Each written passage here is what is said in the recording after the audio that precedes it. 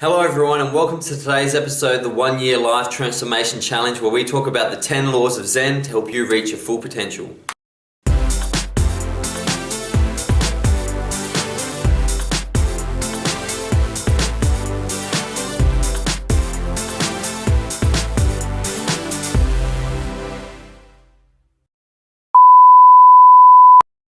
Hello everyone, I'm very excited to talk about Zen today, in particular the 10 laws of Zen. Funnily enough, Zen has no laws, that's part of the intrinsic nature of Zen, but to help understand what Zen is all about, I'm going to talk about these 10 laws of nature.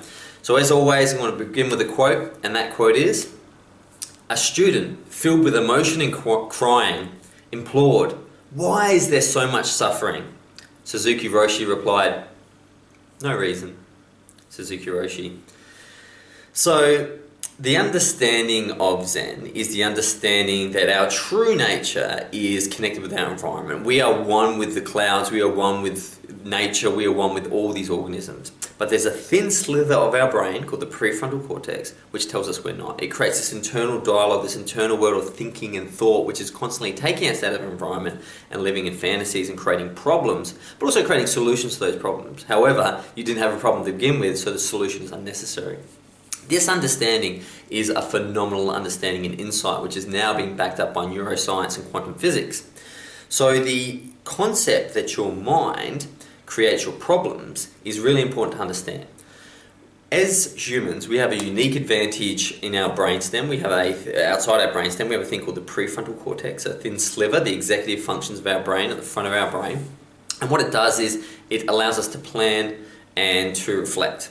Now, in its primary function, which is to help strategize for a hunt or to work out how to talk to a person in the cave to make sure they don't kill us, it works very, very well. However, it works in conjunction with lower parts of the brain in regards to the fight-flight process. So, an example would be, our brain was generally designed to release cortisone and adrenaline during periods of immense danger where our life was threatened. Now our body knows that those chemicals are no good for us, so it releases them in small bursts, gives us super energy to escape or to fight the predator. That works really well because these toxins are only being released maybe once a month, a couple of times a year. Now, unfortunately, the lower part of the brain does not understand that you have now a little bolt-on, which is the imaginary part of the brain, where you can imagine these events happening to you. So now we have a situation where you can think about a lion and then worry about a lion and then have the same adrenaline release. But it gets worse. So what we also do with our prefrontal cortex is we create ideal worlds. So for example, we'll create a version of ourselves that lives in the future, that's got $1 million in a house, and that sits in our brain. And sometimes when things happen to us, so for example, maybe we get in trouble at work, the future self, the created self is now under threat because it could be destroyed, because without a job you can't have that $1 million house. So what ultimately happens is your brain goes, oh no, that could be ended, that could die, and it releases the same chemicals that are not designed to assist you in that situation, and you stress and you go through all the same worries. As Mark Twain once said, I've had some terrible, horrible, disruptive things happen in my life, and some of them actually occurred. And I think that's a very, very good quote in understanding that we need to get a grasp on our brains. We've lost our understanding that the bolt-on, the prefrontal cortex, is here to assist us, not to be us. We are much more than that thin sliver of the brain, but most people live in their head and they never get to truly live life. So what is the history of Zen? The history of Zen is a profound history in which the teachings of the Buddha moved through China, and within China the Mahayana Buddhism was looked at in regards to the filter of Taoism. So Taoism from the great Lao Tzu, the Tao Te Ching, that book, was merged with Buddhism to create this super religion, this incredible religion which, in my opinion, takes two greatest thinkers of all time, Buddha and Lao Tzu. Interestingly, I think they're the great thinkers. They consider themselves non-thinkers because the universal intelligence that created the planet Earth with all its beautiful ecosystems doesn't think. So this concept that you need to think hard to get stuff done, the Earth gets a lot of stuff done and it doesn't think at all. So we need to understand that intelligence and consciousness exists around us. It doesn't have to be local, it's non-local. So as this philosophy spread, this new Zen philosophy, it moved into Japan, where it was completely embraced by Japan, and Japan's wonderful minimalist architecture was completely influenced at every level of Zen. When I found Zen, I couldn't grasp it. I was an intellectual, I was always thinking, I always thought I was a smart bloke, I thought I could think my way out of myself out of problems. But Zen hit me like a Mack truck. It was just this, what are you doing? You don't have to create any of these problems for you. You can just live.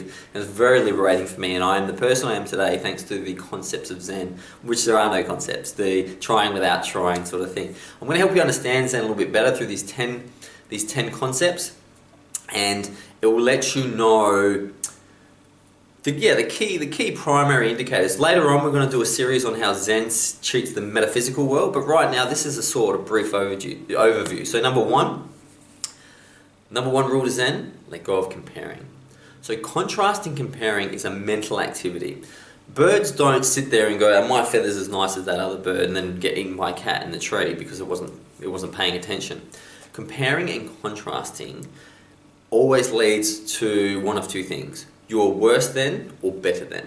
Now, that doesn't serve you. First of all, because you've got a life to live, so you can't always worry if you're better or worse than.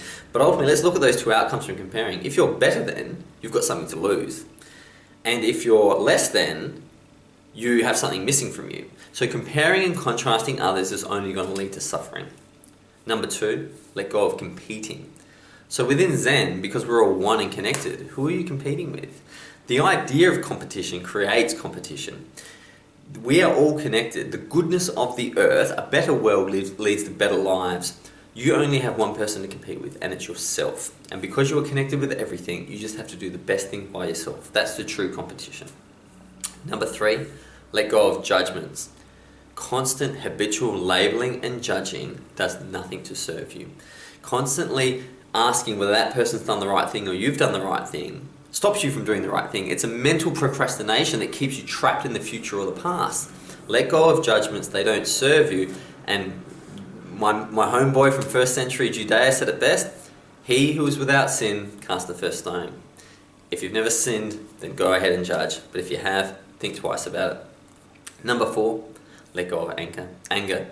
I've heard it said that being angry is like drinking poison, expecting it to hurt the other person. Anger doesn't serve you, and it's a mental construct. Remember, snakes don't get angry at birds and kill them. Snakes live their lives, and as a predator, absorb the energy of the bird. There's no anger there. There's no necessary need for anger. People quite often, you look at samurais. Samurais are taught never to fight with anger. The best boxers in the world will tell you one thing: don't fight angry. Anger doesn't serve you. And listen, even if your concept was to hurt someone else, anger, like the boxers would say, don't box angry, wouldn't serve you anyway. So just drop it from your repertoire. Number six, let go of worrying. I think it was the current Dalai Lama, I think the 14th Dalai Lama, who said, why worry? If you can do something about it, you should do something about it. If you can't do anything about it, it means you can't change it. Therefore, worrying serves no purpose. I think we're starting to understand that as we take our journey. Number seven, let go of blame. You're not responsible for the things that happen. I know this is a crazy concept we'll expand on later, but your Tao, your way of being, is part of everything. And what blame is a split-second perspective that you're taking without looking at the bigger picture. You could blame someone for, I could imagine there were a lot of people who blamed John F. Kennedy and Lyndon Johnson for passing the Civil Rights Bill, which, emancipated a lot of the blacks. Now, a lot of people blame them for perhaps, not doing the right thing, but now with perspective, we know they did the right thing. So blame is generally always wrong in the context of a longer period of time, so just drop it. Number eight, let go of guilt. This is great. If you're not blaming other people, don't blame yourself, therefore you can let go of guilt. Guilt will not solve anything. Spontaneous action will. Remember, guilt is a thought concept. Guilt does not exist in nature. You don't see a waterfall feel bad because it carved out some rock. It doesn't exist in nature. You are nature, therefore it is mind created, therefore you can drop it to live a better life. Number nine, let go of fear. Guess what? You're going to die. So you've got nothing to fear. I mean, if you didn't know you were going to die, and you didn't know if it was a possibility, then yeah, I can understand fear. But as Alan Watts once said, you're jumping off a cliff. And the cliff, it might take 80 years to hit the ground and go splat, but you're going to go splat. And grabbing on to imaginary rocks and ladders and these things is just going to stop you from enjoying the ride. Enjoy the ride, you have nothing to fear. You have a protective bubble around you, and it is fate and destiny. And when it's your time to go, it's your time to go.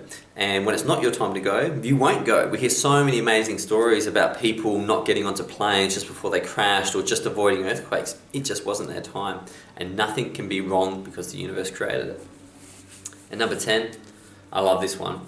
have a proper belly laugh. Like, you know, that huge laugh. Me and my mate say this all the time because I genuinely believe in this and I do it every day. Have a good belly laugh. And the best thing to laugh at is if you can't get any of these other 9 things right, just have a laugh, because laughter is the concept that it's ridiculous to think.